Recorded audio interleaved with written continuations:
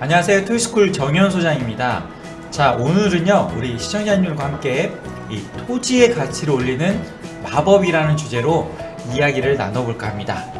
어떻게 보면 제목 자체가 좀 거창하죠. 네, 이 땅의 가격을 올리는 방법들은 다양하게 있습니다. 하지만 가장 핵심적으로 집가가 오르는 원리는 인구 유입이라고 제가 말씀을 드렸습니다. 그래서 많이 앞으로 인구가 늘어날 수 있는 지역들, 이런 지역들을 잘 찾는 게 중요하고요. 그 다음에 국가에서 주도적으로 하는 국책사업, 그 다음에 대기업이 들어오는 신설되는 이런 지역들, 또는 도로나 철도, 공항, 항만, 이러한 사회 간접자본 시설인 SOC 사업들이 새로 생겨나는 이런 지역들이 토지의 가격이 오를 수 있다 라고 말씀을 드렸는데요.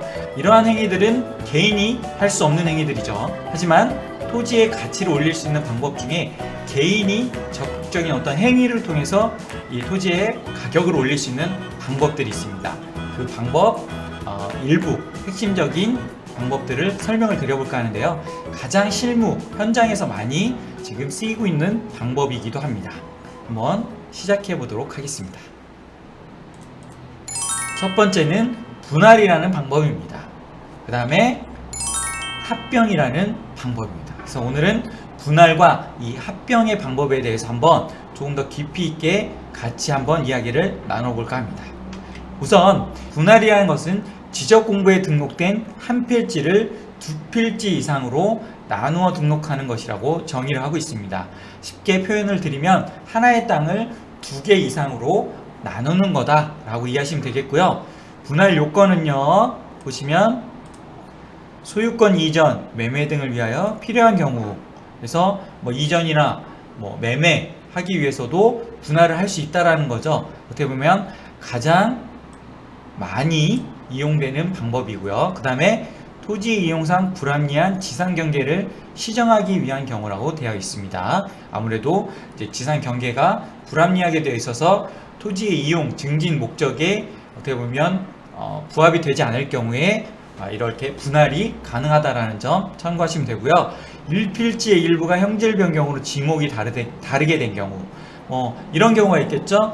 지목이 전 답인데 일부분만 내가 집을 짓기 위해서 대지로 바꾸는 경우, 이런 경우에도 분할이 가능하다라는 점 참고하시면 되겠습니다. 자, 그림으로 좀 더 쉽게 말씀을 드릴게요. 일단 자, 1000평의 토지가 나왔다라고 한번 가정을 해보겠습니다. 그러면 이렇게 도로에 길게 붙어있는 토지죠. 1000평의 토지인데요. 만약에 예를 들어서 평당 50만원에 나왔다고 한번 가정을 해볼게요. 이렇게 했을 때 이 토지의 가격은 총 매매 가격은 5억이 되겠죠. 자, 이게 5억이 될 텐데요. 자, 우리가 큰 토지는 아무래도 좀 싸게 나올까요? 아니면 비싸게 나올까요? 우리 시청자님들은 어떻게 생각하시나요? 자, 아무래도 가격이 좀 저렴하게 나오겠죠. 그 이유는 매수자가 그만큼 적을 수밖에 없기 때문입니다.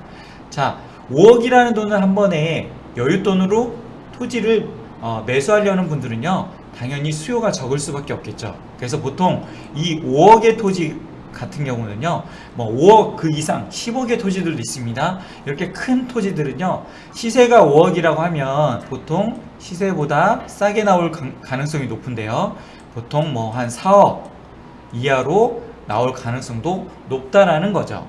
그러면 이 토지는 아무래도 시세보다는 싸게 나오기 때문에 매수자들이 매입할 수 있는 요건을 갖출 수 있겠죠. 자, 거기에다가 추후에 이렇게 토지를 분할을 하게 되면, 자, 분할을 하게 되면요, 이렇게 번지수가 새롭게 생겨납니다. 그리고 각각이 250평씩 해서 지금 현재 4필지로 나뉘어진 겁니다. 4필지로. 그래서 이 토지 같은 경우에는 원래는 시세가 제가 아까 말씀드렸지만 5억이라고 말씀을 드렸잖아요. 그런데 지금 같은 경우에 보시면 실제 매매가는 4억에 나온다라고 말씀을 드렸죠. 아무래도 저렴하게 나올 수 있다는 점 말씀을 드렸고요. 그래서 이 토지를 이렇게 분할을 할 경우에 각각의 실제는 4억이기 때문에 1인당 1억 정도의 비용으로 이 토지들을 살 수가 있겠죠. 똑같이 1억이라는 돈으로 투자가 가능해진다는 겁니다. 하지만 분할하는 순간에 원래 시세는 5억이라는 거죠. 그렇죠. 그렇기 때문에 250평 원래는 50만원 평당 50만원으로 계산을 하게 되면 원래는 1억 2,500만원이 돼야 되는 게 맞는 겁니다. 그래서 실제 바로 뭐 이 인근에 200평짜리 토지 100평 아니면 250평 비슷한 토지들이 있을 수 있지 않습니까? 그렇게 되면 이 토지와 시세가 거의 비슷해지는 거죠. 그래서 나는 어쨌든 큰 땅을 싸게 매입을 해서 분할을 했기 때문에 하나씩 매매하기가 수월해지겠죠. 그 이유는 1억대 투자자들은 아무래도 수요층이 넓기 때문에 그렇습니다. 그래서 이 분할이라는 방법이 실제 실무에서 현장에서 가장 많이 쓰이고 있기 때문에요. 참고하시면 도움이 되고요. 자, 그러면 비용이라는 게 들어갔죠.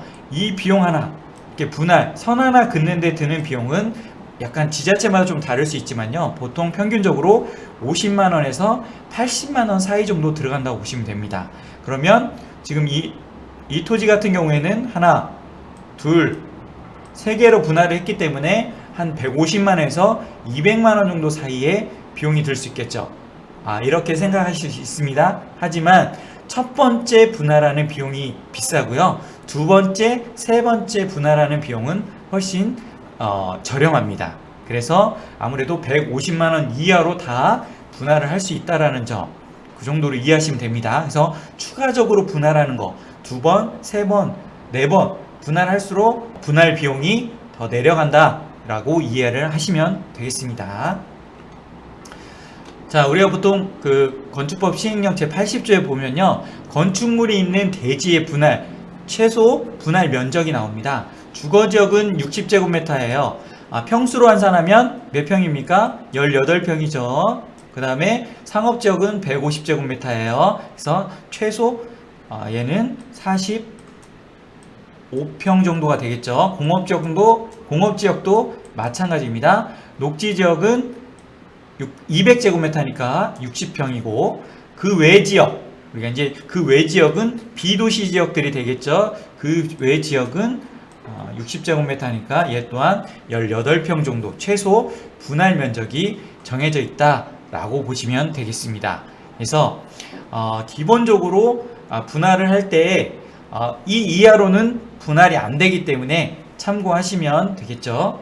그리고 관련한 이 분할 규제들이 법에 많이 이렇게 명시가 되어 있는데요. 건축법에 또 따로 있고요. 우리가 또 개발제한구역 안에서는 또 분할 조건이 또 다릅니다. 그 다음에 농지법에서 정한 또 분할 규정이 있습니다. 그래서 우리가 보통 절대농지 많이 들어보셨죠? 농업진흥구역이라고 하는데요.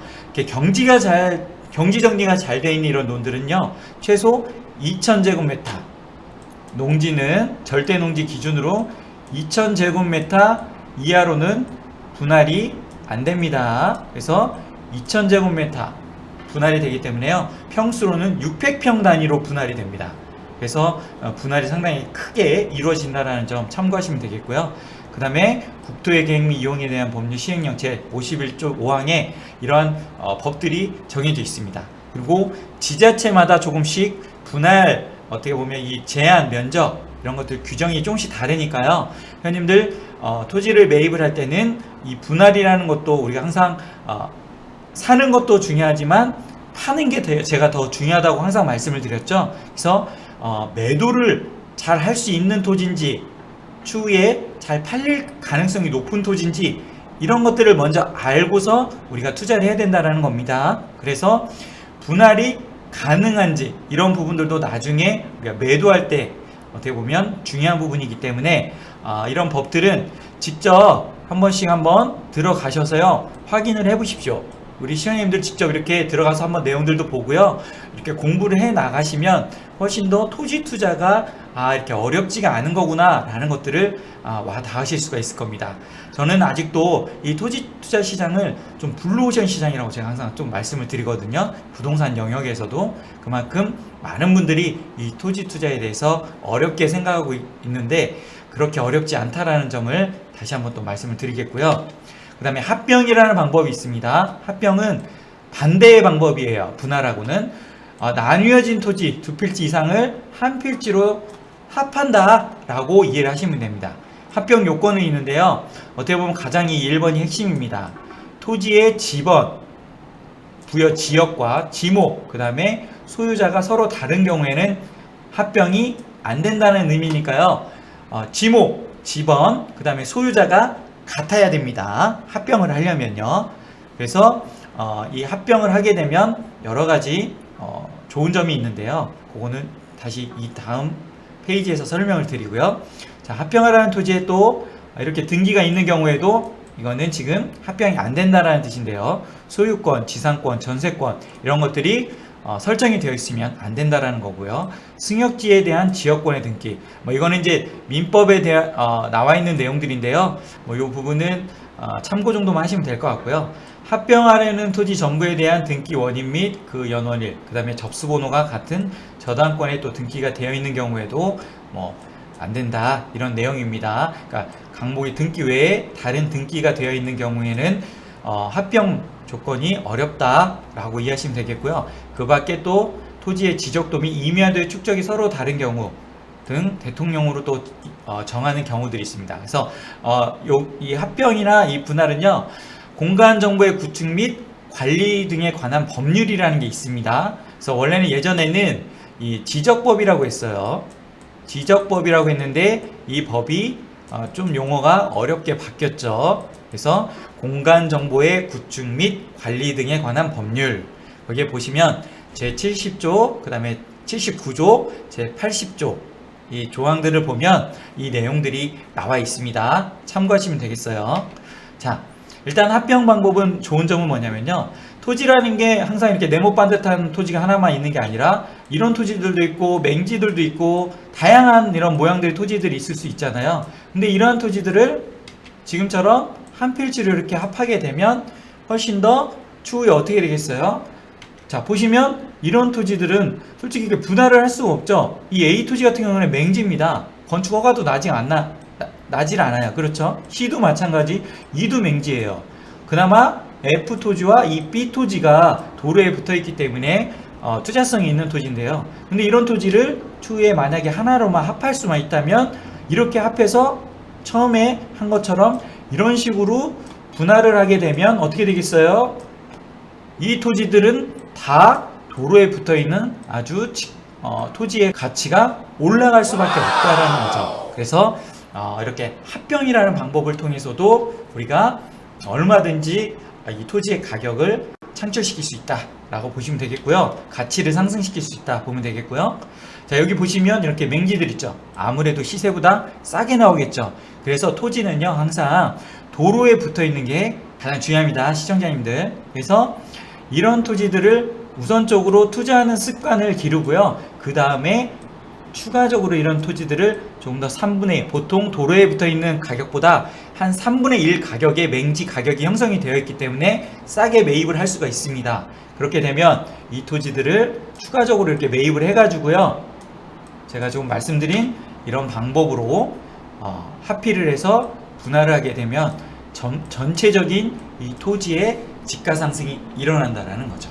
그래서 제가 오늘은 지금 분할과 이 합병이라는 방법, 어떻게 보면 좀 아주 기초적이면서 기본적인 내용들을 설명을 드렸습니다. 좀 더 이 분할에 대한 깊이 있는 내용들도 있는데요. 이러한 부분들은 이제 제가 세미나나 책이나 이런 다양한 방법들을 통해서 또 계속 지금 강의를 하고 있는 중이니까요. 궁금하신 부분들은 이제 댓글이나 그리고 질문 게시판 이런 거 이용해 주시면 제가 또 상담을 드리도록 하겠습니다. 자, 오늘 영상은 여기서 마무리 짓고요. 시청해 주셔서 감사드리고요. 영상이 도움이 되셨다면 구독, 좋아요 버튼 부탁드리겠습니다. 자, 웃으면 복이 온답니다. 자, 웃을 일이 없다지만 웃으면 복이 오는 거니까요. 많이 웃으셔서 그 복 다 우리 시청자님들이 받으셨으면 좋겠습니다. 더 좋은 영상으로 다음에 찾아뵙겠습니다. 감사합니다.